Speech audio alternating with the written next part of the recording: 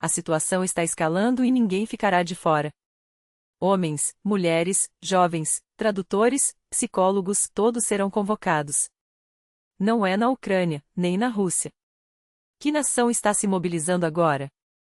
Será uma revolução política disfarçada ou uma manobra estratégica oculta? Em Kiev, o poder muda de mãos em ritmo acelerado. Quem assumirá o comando? E quem, em plena guerra, exige transformações radicais? Será que o país está à beira de um colapso institucional? Enquanto isso, carros afundam nas ruas, pessoas fogem desesperadas e uma cidade gigante é surpreendida por uma enchente devastadora. As avenidas viram rios, as autoridades parecem paralisadas. O que explica essa falta de preparo? E o que acontecerá se uma das maiores metrópoles do planeta sucumbir ao caos? Estas são apenas algumas das notícias urgentes desta terça-feira, 15 de julho, mas há muito mais. Você está acompanhando o Nesta News, a fonte que antecipa os fatos mais impactantes da Rússia, Bielorrússia, Ucrânia e do mundo. Informações rápidas, análises precisas e detalhes exclusivos que ninguém mais traz. Tudo o que você precisa saber, hoje, agora. E falando em estratégias que podem mudar o jogo, Donald Trump pode estar segurando um trunfo letal para a democracia. Armamentos que os Estados Unidos já usaram contra instalações nucleares iranianas agora podem chegar à Ucrânia e, depois, às mãos dos russos.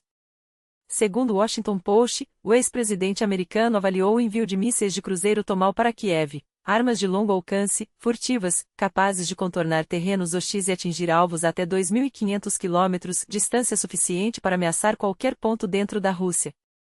As discussões ocorreram em alto nível no dia 11 de julho, e embora os mísseis ainda não tenham sido oficialmente incluídos no pacote de ajuda, fontes da administração americana garantem, a decisão não está fechada. Trump pode usar essa carta na manga para pressionar o Kremlin como nunca antes. Paralelamente, a Casa Branca já aprovou outras medidas contundentes. De acordo com as mesmas fontes, a Ucrânia receberá permissão para usar mísseis ataques de longo alcance e um novo lote de armamentos ofensivos, parte de um acordo com a OTAN. Seria o cumprimento das promessas que a gestão Biden deixou pendentes e um sinal claro de que Washington finalmente entendeu: Moscou não quer paz, quer domínio. Resta torcer para que os Estados Unidos também adotem sanções econômicas mais duras, asfixiando a máquina de guerra russa. Mas a virada de Trump não foi tão repentina quanto parece. Por trás das cortinas, uma jogada diplomática silenciosa vinha sendo orquestrada há meses. O Der Spiegel revelou que o ministro da Defesa alemão, Boris Pistorius, foi o arquiteto de um plano ousado: os Estados Unidos fornecem as armas, e a Europa paga a conta. Em uma conversa telefônica há algumas semanas, sugeri a Pistorius que a Alemanha comprasse 2 sistemas Patriot dos americanos e os enviasse diretamente para a Ucrânia. Afinal, dado nosso estoque limitado e as dificuldades de manutenção, não poderíamos ceder mais unidades, mas estávamos dispostos a bancar novas aquisições. A primeira ligação de Pistorius para o Pentágono aconteceu em abril. A proposta? A Alemanha compra, Ucrânia recebe. Não houve resposta imediata, mas o ministro não desistiu. Levou o assunto para Bruxelas, para a cúpula da OTAN em Haia e, em 14 de julho, pessoalmente ao Pentágono. No mesmo dia, Trump mudou o discurso: países com mísseis Patriot os transferirão para a Ucrânia e receberão reposições em tempo recorde. Após as negociações, Pistorius confirmou que entregas específicas estão em discussão e que a Alemanha não só financiará como também enviará equipamentos de suas próprias reservas, para serem reabastecidos depois pelos Estados Unidos. Ou seja, primeiro, os Patriots vão para a linha de frente e depois, os estoques americanos os substituem. E não para por aí. Pistorius segue articulando um fundo conjunto com outros países. O secretário-geral da OTAN, Mark Rutte, já listou os primeiros contribuintes: Finlândia, Canadá, Suécia, Reino Unido e Dinamarca. Trump, por sua vez, deixou claro: os Estados Unidos produzirão as armas, a OTAN pagará e a Ucrânia receberá. Rutte detalhou: são bilhões de dólares em mísseis e sistemas antiaéreos. Em alguns casos, os aliados entregarão o que têm em estoque e comprarão novos lotes dos americanos. O Pentágono já abriu seus depósitos. Só resta uma dúvida: quando os Tomahawks vão cruzar os céus da frente de batalha? E Moscou será o próximo alvo? Deixe sua opinião nos comentários. Após os anúncios bombásticos de Trump sobre bilhões em armamentos para a Ucrânia, a Suécia não perdeu tempo. O primeiro-ministro Ulf Kristersson foi direto: Estocolmo vai aumentar o ritmo e o volume da ajuda. Acolhemos a decisão crucial do presidente Trump de fornecer armas modernas à Ucrânia e intensificar a pressão econômica sobre a Rússia. Como um dos maiores doadores, em coordenação com nossos aliados da OTAN, seguiremos facilitando entregas rápidas e maciças. Enquanto isso, novos detalhes vieram à tona. Segundo o Axios, a decisão de Trump foi acelerada após uma ligação com Putin em 3 de julho. O Kremlin advertiu sobre um escalonamento. Parece que Trump decidiu jogar pesado. Milhares de convocatórios, centenas de milhares de nomes em listas. A pergunta não é mais quem será chamado, mas quem ainda não sabe. Na Polônia, o Ministério da Defesa divulgou um projeto de lei alarmante. Em 2026, 235 mil pessoas serão convocadas para juntas militares, uma das maiores mobilizações em décadas. O processo começa em 3 de fevereiro e segue até abril. Não serão apenas jovens nascidos em 2007, mas também homens com menos de 24 anos, aqueles com adiamentos anteriores e mulheres de profissões estratégicas, médicas, especialistas em TI, tradutoras, radiologistas, psicólogas e outras. Cerca de 400 postos em todo o país vão operar como centros de triagem. Cada convocado será avaliado e cadastrado. Oficialmente, não é uma mobilização, é um treinamento. Mas, na prática, ninguém escapará. O exército não está recrutando, está contabilizando. E em breve começará a rastrear os ausentes. Enquanto isso, a Ucrânia vive um terremoto político disfarçado de reformulação ministerial. Será uma revolução no poder ou apenas uma rearrumação de cadeiras?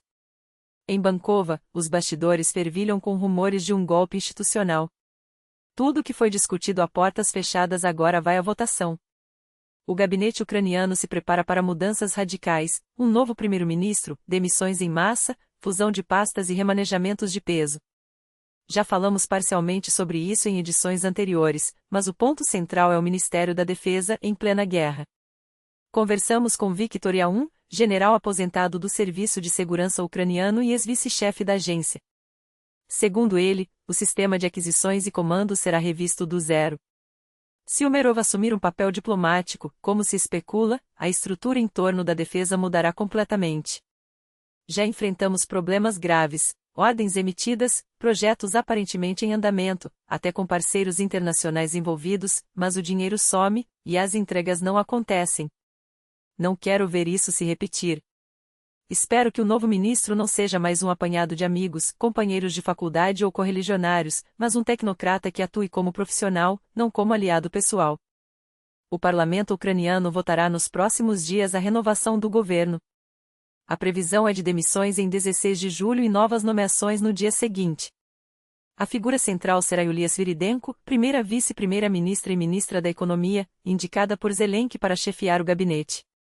Embora a formação do governo não seja prerrogativa presidencial, as prioridades são claras: fortalecer a economia, apoiar a população e expandir a indústria bélica. Além disso, membros atuais do gabinete devem assumir postos diplomáticos-chave, como a embaixada na França e a missão junto à União Europeia. Enquanto a Ucrânia reorganiza seu governo em meio à guerra, o mundo assiste a outro tipo de crise, a natureza mostrando sua força implacável.